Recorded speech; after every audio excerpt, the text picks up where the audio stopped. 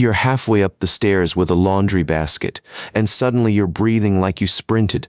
Not panic, not laziness, just a body asking why. Then the blood work comes back. Your CBC is normal. Hemoglobin looks fine. So the message is, basically, nothing to see here. But hemoglobin answers one question. Are you anemic right now? It doesn't fully answer another. How much iron do you have in reserve? A 2025 CMAJ review put it plainly. Non-anemic iron deficiency and iron deficiency anemia can both cause substantial morbidity, especially in females. Think of hemoglobin as the iron currently working in your blood. Ferritin is closer to the pantry shelf. It hints at what's stored. The World Health Organization says ferritin is a good marker of iron stores and should be used to diagnose deficiency in apparently healthy people. Pause. That's the blind spot. You can have enough iron to keep hemoglobin normal, while your stored iron is already running thin. Your body prioritizes oxygen delivery. It may protect red blood cells first, while quietly rationing iron for muscles, enzymes, brain chemistry, and energy metabolism. CMAJ recommends a complete blood count plus ferritin as important initial investigations when the history and exams suggest iron deficiency. That history matters because low stores can look ordinary from the outside: fatigue, brain fog, hair shedding, restless legs, or workouts that suddenly feel harder. In a 2022 Ontario lab study cited by CMAJ, 38% of screened non-pregnant females had non-anemic iron deficiency, while 13% had iron deficiency anemia. So if you menstruate, this is not a niche issue. It's common enough that a normal CBC may not end the conversation. CMAJ highlights females as a key group for assessment because menstrual blood loss, pregnancy, and other life stages can increase iron demand. Imagine Maya. She sleeps 8 hours, eats decently, walks daily, and still feels like someone dimmed the lights inside her head. Her hemoglobin is normal. Her ferritin, when finally checked, is low. Same person, same symptoms. A different lab reveals a different story. The 2025 CMAJ review states treatment is indicated when ferritin is below 30 micrograms per liter in most adults. Thresholds are not magic lines. They're clinical tools. Your symptoms, inflammation status, pregnancy status, and medical history can change interpretation. WHO notes ferritin can rise with inflammation, so deficiency can be harder to interpret during infection, chronic illness, or inflammatory conditions. So if you have autoimmune disease, kidney disease, recent infection, or ongoing inflammation, consider asking how ferritin should be interpreted in your situation. A practical question for your next appointment. Would a CBC with ferritin make sense given my fatigue, periods, diet, or exercise tolerance? Heavy menstrual bleeding is often treated like a personality trait. You just deal with it. You plan around it. You apologize for needing rest.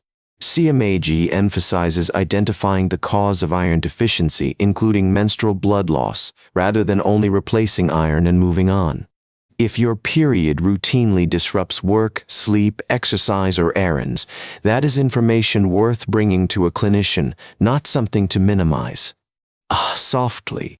And if you've been told you're just stressed, please hear this. Stress can be real, and iron deficiency can be real too. The BMJ summary of a randomized trial in 144 non-anemic women found fatigue dropped 30% with iron versus 13% with placebo after 1 month. That trial does not mean iron fixes every tired person. It suggests benefit may appear when fatigue overlaps with low or borderline iron stores. That's why the safest path is test, interpret, treat if appropriate, then recheck. Iron is useful when deficiency is present, not something to take blindly. CMAJ reports non-anemic iron deficiency is common and can be symptomatic, which helps explain why hemoglobin alone can miss the early stage. Before buying supplements, consider asking for ferritin, CBC, and guidance on whether other tests make sense based on your age and symptoms. For most adults, CMAJ identifies ferritin below 30 micrograms per liter as a level where treatment is indicated, assuming the clinical picture fits. Some people feel unwell before they cross that line. Others have symptoms from something entirely different. Numbers guide. They do not replace judgment. Nutrition can support the plan. Heme iron comes from foods like beef, sardines, and poultry. Non-Hem iron comes from lentils, tofu, spinach, and beans. One approach: pair plant iron with vitamin C foods like oranges, strawberries, bell peppers, or lemon. That may help absorption for some meals. Tea, coffee, and calcium-rich foods may interfere with iron absorption when taken together, so timing can be worth discussing if you're treating deficiency. Oral iron can be annoying. Constipation, nausea, dark stools, and stomach discomfort are common reasons people quit before stores rebuild. CMAG describes oral iron as first-line treatment for many females with iron deficiency, while emphasizing tolerability and individualized management. Your clinician may suggest a different dose, schedule, or formulation. Lower or alternate day dosing is sometimes considered to improve tolerability. If iron upsets your stomach, don't just abandon the plan. Ask about dose timing, formulation, food pairing, constipation prevention, or other options. The deeper question is why the iron is low. Replacing it without asking that question is like refilling a bucket with a leak. CMAG notes evaluation should consider sources of iron loss or reduced intake, including gynecologic and gastrointestinal contributors when clinically relevant. Breath. If bleeding is heavy, irregular, or changing, consider discussing it promptly. The goal is not blame. The goal is finding the driver. Pregnancy and postpartum recovery add another layer. So can restrictive eating, endurance training, frequent blood donation, digestive conditions, and some medications. CMAG lists different ferritin treatment thresholds: below 50 micrograms per liter in pregnancy and below 20 micrograms per liter in children. Restless legs can be another clue, not proof. A clue, especially when it appears with fatigue, heavy periods, and low exercise tolerance. CMAG includes symptoms such as fatigue and reduced quality of life among concerns linked with iron deficiency, even before anemia is present. Hair shedding and brittle nails can happen for many reasons. Low iron stores may be part of the pattern, but they're not the only suspect. A symptom journal can help. Track fatigue, workouts, periods, sleep, diet changes, and supplements. Bring patterns, not panic, into the conversation. Ferritin is powerful, but it is not perfect.